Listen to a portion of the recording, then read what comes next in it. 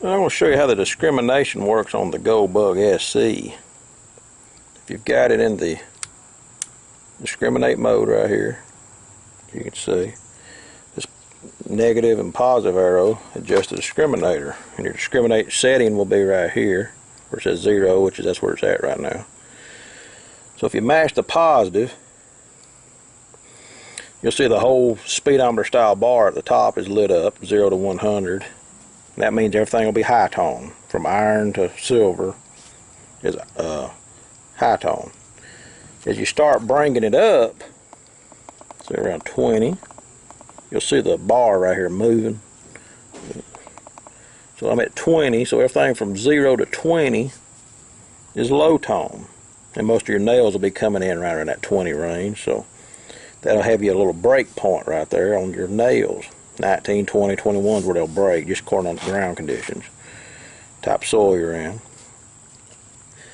So if you bring it on up from there, up to 40, everything 0 to 40, I went a little high, everything 0 to 40 is going to be low tone, 40 to 100 is high tone. Once you go above 40, you'll start suppressing audio. You'll see this area here that just gets blank. That means no audio whatsoever, no low tone.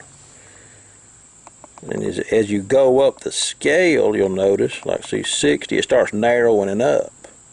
Sort of a notching type feature, because if you're up on say 60 right there, and you got a little area right here that's grunting, right here, low toning, could be a nickel right in there, instead of iron, because you know the iron's 40 and below, so it does give you some sort of a notching type feature if you're hunting by tone. Let's see, if you bring it all the way up to 80, it would be like just strictly high conductor park corn shooting type things. See, at 80, all you've got is a high tone, no low tone. So I've got a dime laying right here, and it's just going to high tone. Piece of iron laying here, you just won't even get a grunt or nothing.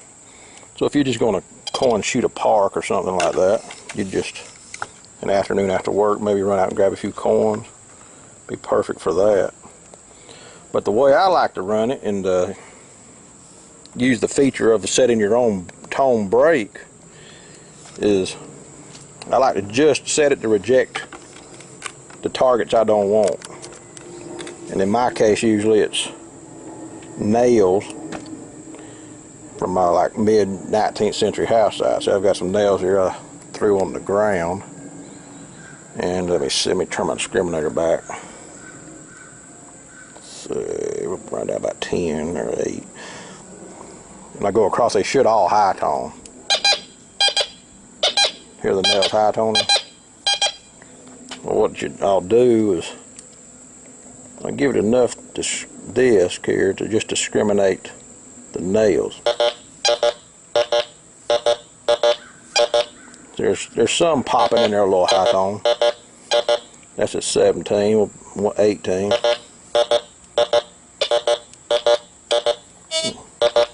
And I can live with that pretty good. It might be a little high flutter every once in a while, but that's fine.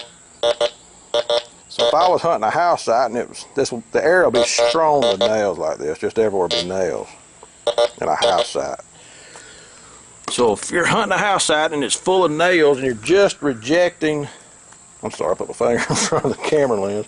If you're just rejecting the nails, anything above the nails is going to high tone. So if I had let's put this little eagle button in here. If I had an eagle button laying there, see if you can see it.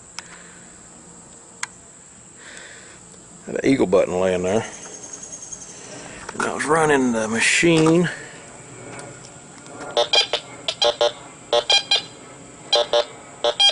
You hear the high tone come in there, so you would stop and investigate that.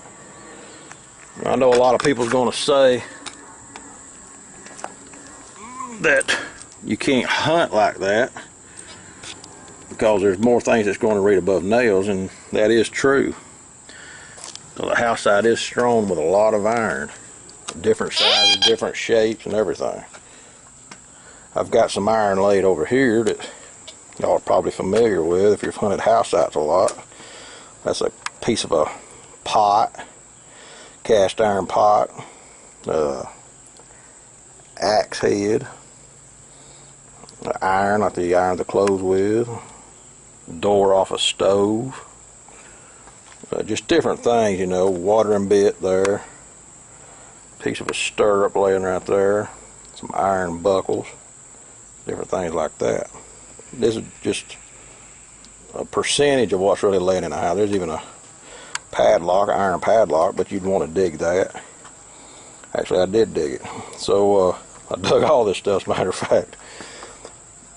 But I've got other stuff laid in here too, as you can see. Look, there's a spur leg right there with a lot of gold on it. There's a suspender clip laying right there next to that door. There's a toe tab laying right there.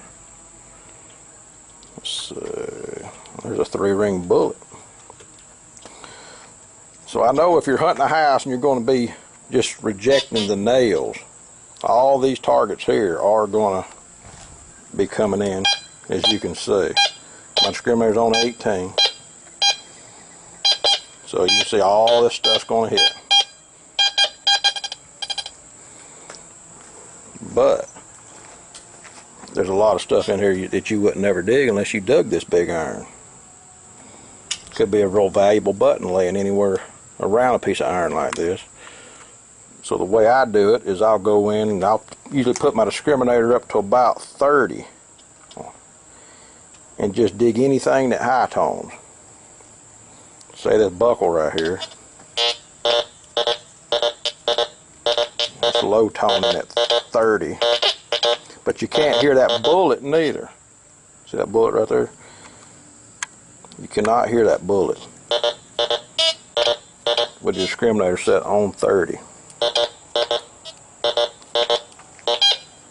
But you hear that buckle right there. Piece of iron right there you won't hear. You'll hear that watering bit. So, say I was getting this buckle, dig it up, get it out of the way.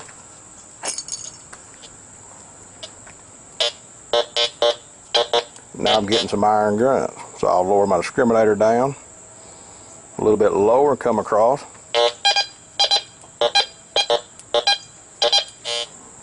Dig that up, get it out of the way.